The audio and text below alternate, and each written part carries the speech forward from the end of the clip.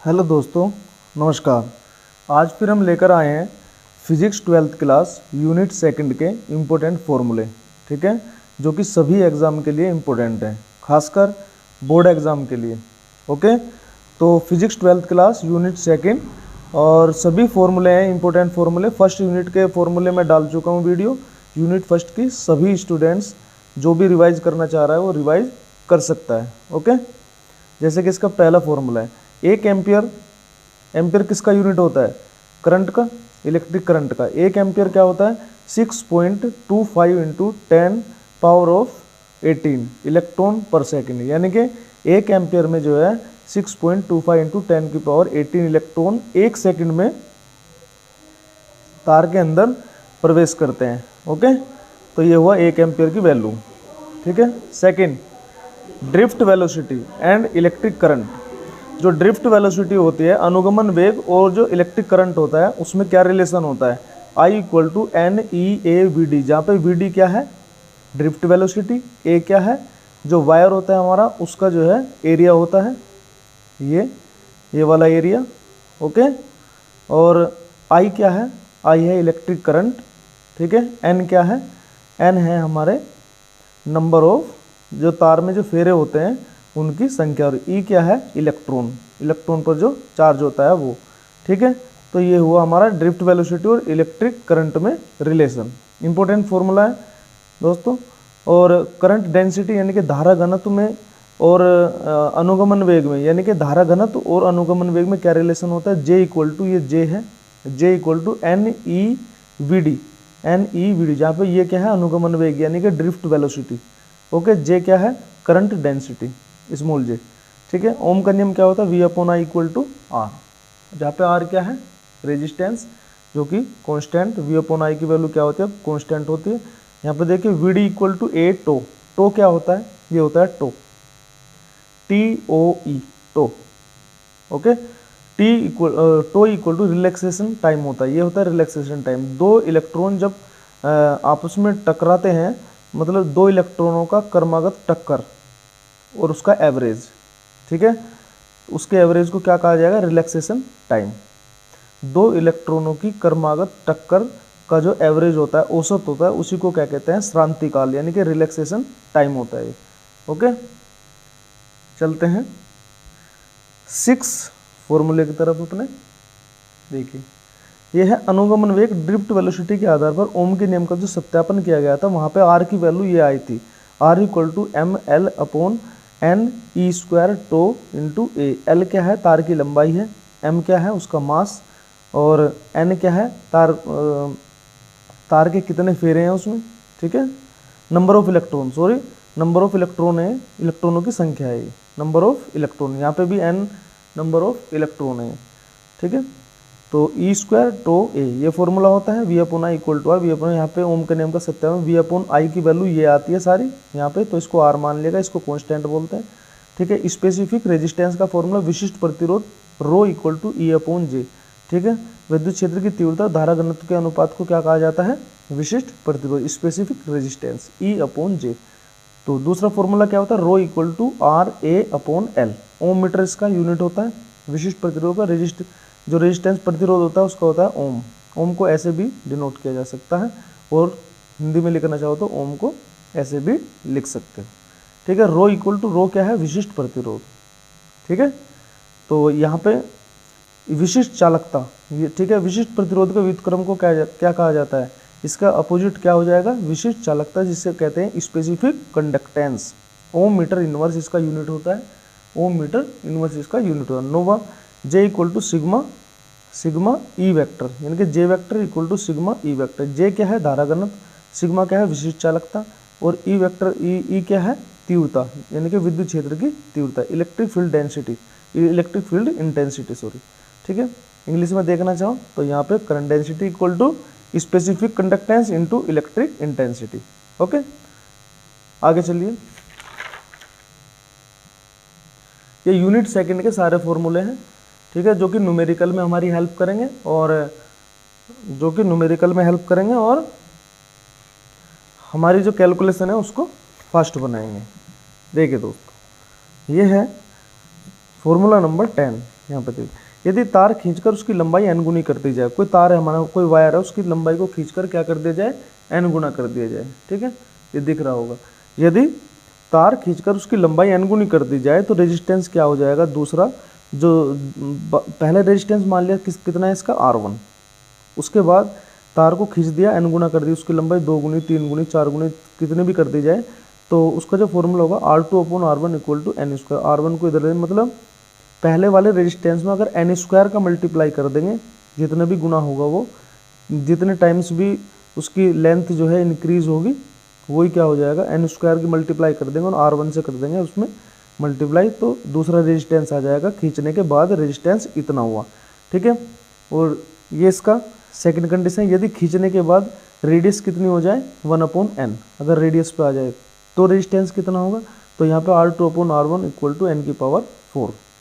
ठीक है, ये फॉर्मूला काम आएगा। ठीक है, और ये formula R2/R1 equal to L2/L1 का whole square equal to R1/R2 का पावर 4, ये भी देख सकते हो। अगर रेडियस में दिया हुआ है क्वेश्चन हमें, तो यहाँ से भी हम सोल्व कर सकते हैं। अगर एरिया में दिया हुआ है तो A dash equal to L'/L, ये पहले लंबाई है तार की, और ये बाद में खींचने के बाद लंबाई हुई है, और ये एरिया पहला है और ये खींचने के बाद हुआ है। ओके, A1 A2 भी ले सकते हो, L2 L1 भी ले सकते हो उसे। ठीक है, यहाँ पे नेक्स्ट फॉर्मूला देखिए, alpha equal to RT minus R0/R0 into T प्रति डिग्री सेंटीग्रेड। ये क्या है, टेम्परेचर कोफिशिएंट ऑफ रेजिस्टेंस, यानी कि टेम्परेचर कोफिशिएंट ऑफ रेजिस्टेंस क्या, इसको क्या बोलते हैं हिंदी में, ताप गुणांक। ताप गुणांक, प्रतिरोध ताप गुणांक। ठीक है, RT T डिग्री सेंटीग्रेड पर प्रतिरोध है, रेजिस्टेंस है, ये 0 डिग्री सेंटीग्रेड पर प्रतिरोध है, और यहाँ पे ये T हमें टेम्परेचर दिया हुआ है, ये वाला। ठीक है, तो यहाँ पे ये फॉर्मूला हम अप्लाई करेंगे। 12th electric energy and power, इस पे फॉर्मूले हैं, देखो इलेक्ट्रिक पावर पे देखो, P equal to W/T। P equal to W, unit क्या होती है, वाट या जूल प्रति सेकंड, जूल प्रति सेकंड। ठीक है, ये फॉर्मूला हो जाएगा। ठीक है, अब चलते हैं आगे। आगे देखिए, आगे है हमारा formula number 13, P equal to V into I. P equal to V into I, जो कि नीचे वाले फॉर्मूले से आया है, जो 12 फॉर्मूला है हमारा, यहाँ से P equal to W/T। W होता है VIT, और T से डिवाइड करके V इंटू आई आ जाएगा। ऐसे ही फॉर्मूले यहाँ पे जो है 3-4 फॉर्मूले यहाँ देख लो। P इक्वल टू आई और R की फॉर्म में ये हो जाएगा I²R, और V और R की फॉर्म में हो जाएगा V²/R। ठीक है, ऐसी यहाँ पे किसका, एनर्जी का देख लो, W equal to VQ equal to VIT equal to I²RT equal to V²T/R। जोन से भी फॉर्मूला, जोन से भी न्यूमेरिकल के अंदर हमें, या जोन से फॉर्मूले की रिक्वायरमेंट होगी, उसी फॉर्मूले को यहाँ पे अप्लाई किया जा सकता है। ओके, ये भी पता होना चाहिए। 16, 1 किलोवाट होता है 10 की पावर 3 वाट, और 1 मेगावाट होता है 10 की पावर 6 वाट, और 1 हॉर्स पावर होता है 746 वाट। ठीक है, एक अशुद्ध शक्ति बराबर 746 वाट।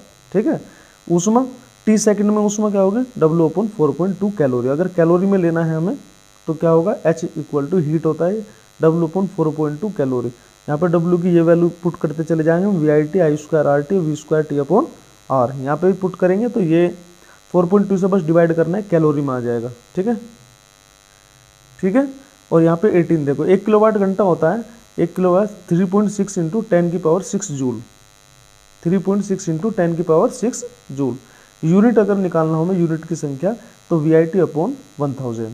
ठीक है, ये क्या है, वाट, वोल्ट, एम्पियर, और ये टाइम अपॉन 1000, वाट गुना घंटे गुना दिन। ये VI क्या होता है, वाट, V इंटू आई क्या होता है, वाट।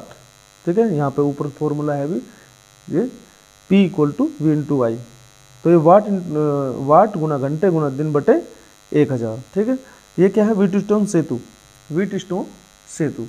ठीक है, तो ये P/Q इक्वल टू R/, इसमें क्या होता है, 4 प्रतिरोध होते हैं, 4 रेजिस्टेंस होते हैं, जो कि इस प्रकार से एक चतुर्भुज में यहाँ पे लगे रहते हैं।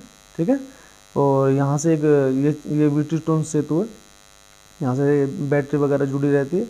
ठीक है, डिटेल वीडियो चाहते हो तो कमेंट बॉक्स में लिख देना, इसकी डिटेल वीडियो बनाकर इसका डेरिवेशन प्रूफ के साथ मैं आप लोगों के लिए वीडियो बना दूंगा। Okay, P upon Q equal to R upon S।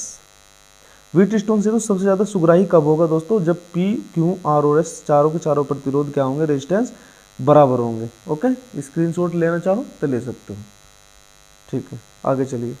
21 देखिए, 21 जो हमारा फॉर्मूला है, इंपॉर्टेंट फॉर्मूला है दोस्तों, important formula, relation between terminal potential difference, EMF यानी कि विद्युत वाहक बल, electromotive force and internal resistance of cell.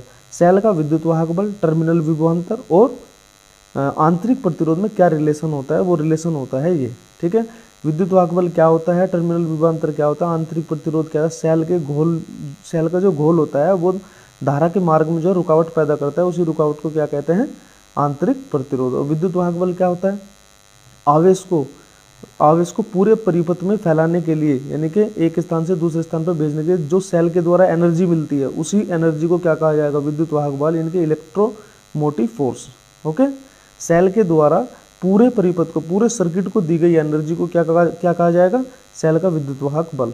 ठीक है, V equal to E minus R, जहाँ पे R क्या है, इंटरनल रेजिस्टेंस, और E क्या है, यहाँ पे E क्या है, विद्युत वाहक बल यानी कि इलेक्ट्रोमोटिव फोर्स, और V क्या है, टर्मिनल पोटेंशियल डिफरेंस यानी कि टर्मिनल विभवांतर। ओके, इसका दूसरा फॉर्मूला ये निकल के आता है, R equal to R into E upon V minus R. जिस भी फॉर्मूले की रिक्वायरमेंट हो वही फॉर्मूला अप्लाई कर सकते हैं न्यूमेरिकल के अंदर। I equal to E upon R plus small R, ये टोटल रेजिस्टेंस हो जाएगा, ये बाहर वाला रेजिस्टेंस है, ये अंदर वाला रेजिस्टेंस है। ओके, सेल के संयोग, अब कॉम्बिनेशन ऑफ इलेक्ट्रिक सेल। ठीक है, सेलों का जो कॉम्बिनेशन होता है वो इस प्रकार से होता है, अगर हम सीरीज में करेंगे तो I equal to N E upon N R plus R, ये रिलेशन आता है। ठीक है, अगर एन आर यानी कि जो अंदर का जो रेजिस्टेंस है सेलों का, अगर जोड़ने के बाद देखा जाए तो अगर वो बहुत ही ज़्यादा कम है बाहर वाले रेजिस्टेंस से, ठीक है, तो इसको जो है हम नगण्य मान सकते हैं, इसकी उपेक्षा की जा सकती है, इसको जीरो माना जा सकता है। तो यहाँ से एन ई अपॉन आर ये आ जाएगा। तो इसका मतलब जितनी भी हम सेल जोड़ेंगे उतने ही गुना इसका करंट बढ़ जाएगा। और यदि एन आर अंदर वाला रेजिस्टेंस ज़्यादा हुआ तो सेल को जोड़ने का कोई फ़ायदा नहीं है। ओके, तब जो है वो उतना का उतना रहेगा, क्योंकि यहाँ पे R इक्वल टू जीरो हो जाएगा, जो बाहर वाला रेजिस्टेंस है वो बहुत कम हुआ अगर, तो N से N कट जाएगा, E अपॉन R बचेगा। ओके, नेक्स्ट है दोस्तों पैरेलल। ये तो था इन सीरीज में और ये है पैरेलल में। यहाँ पे देखो I equal to N E upon small R plus N R, ये डेरिवेट करके आता है सारा फॉर्मूला। ठीक है, और अगर यहाँ पे इंटरनल रेजिस्टेंस अगर बहुत ही ज़्यादा कम हुआ बाहर वाले रेजिस्टेंस से तो क्या होगा, तो यहाँ पे N से N कट जाएगा और R को जीरो रखेंगे, N से N कट जाएगा, तो E अपॉन R बचेगा यहाँ पे। तो इसका कोई फ़ायदा नहीं है अगर पैरेलल में हम इस प्रकार से जोड़ रहे हैं, अगर इंटरनल रेजिस्टेंस हमारा बहुत ही ज़्यादा कम है। तो अगर इंटरनल रेजिस्टेंस बहुत अधिक है और ये बहुत कम है जो बाहर वाला रेजिस्टेंस है, ठीक है, एक्सटर्नल, तो तब जो है कोई फ़ायदा होगा। तब जो है जितनी भी सेल जोड़ी जाएंगी पैरेलल में उतने ही गुना जो है क्या हो जाएगी, करंट जो है उतने ही गुना बढ़ जाएगा। ये किरचॉफ का नियम। ठीक है, किरचॉफ्स लॉ दो नियम दिए थे अपने, sigma I equal to zero, यानी कि किसी भी संधि पर यहाँ पे जॉइंट है, आने वाली और जाने वाली जो भी धाराएं हैं ये आने वाली है और ये मान लिया जाने वाली हो गई धाराएं, तो इनका सबका जो है बीजगणितीय योग अगर इनको जोड़ के देखें सबका क्या आता है, शून्य आता है। ठीक है, sigma I equal to zero. यहाँ पे ये सेकंड नियम है, ये बंद पास का नियम है। ठीक है, और सेकंड नियम बोलते हैं इसको sigma IR equal to sigma E। इस पर भी डिटेल वीडियो बना दूंगा अगर कमेंट्स बॉक्स में कहोगे तो।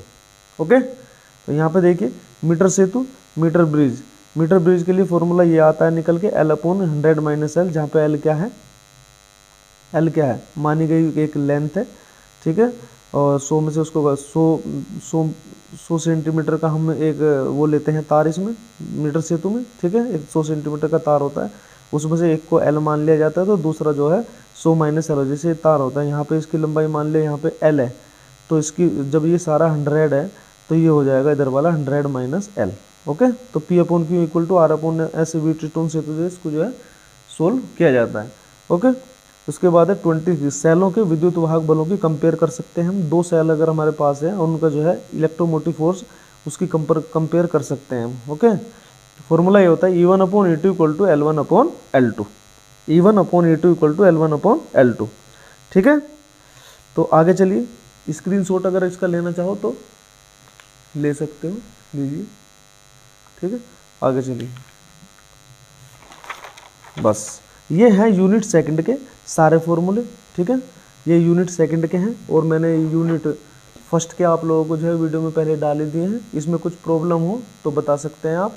ओके, तो यहाँ पे ये सभी फॉर्मूले यूनिट सेकंड के, यूनिट फर्स्ट के फॉर्मूले में डाल चुका हूँ, यूनिट सेकंड की ये फॉर्मूले, इन्हें सभी को जो है लर्न कर लोगे तो आपकी जो है तैयारी बहुत अच्छी हो जाएगी और फिजिक्स पर कमांड बढ़ जाएगी। ठीक है, थैंक यू वेरी मच।